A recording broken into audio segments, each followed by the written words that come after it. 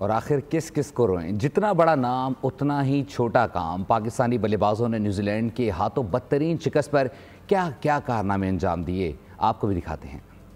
पाकिस्तानी बल्लेबाज ठहरे दगाबाज। न बाबर पाकिस्तान टीम के आजम बन सके, न इमामुल हक मुकाबले में इमामत कर सके। रिजवान हो या उस्मान, हदफ के ताक़ुब में रहे परेशान। तैयब हो या अब्दुल्ला, सभी ने किया रुस्वा। बाबर आजम ने 3 मैचेस में 2 निस्फ सेंचुरियां बनाए, लेकिन अपने लिए हार जीत को खेल का हिस्सा करार देने वाले कप्तान मोहम्मद रिजवान के हिस्से में हार ही आई। हदफ के ताक़ुब में 3 बार क्रीज पर आए और सिर्फ 72 रन बना सके।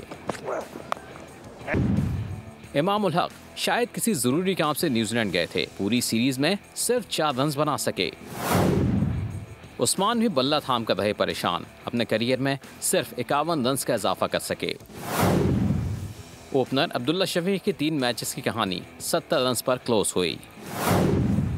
सलमान आगा ने 3 मैचेस में 78 रन का मजमूआ दागा। तैयब भी तैश में आए, अरे 3 मैचेस में पूरे 47 रन बनाए। सब्सक्राइब करें और बेल दबाएं ताकि कोई खबर रह न जाए।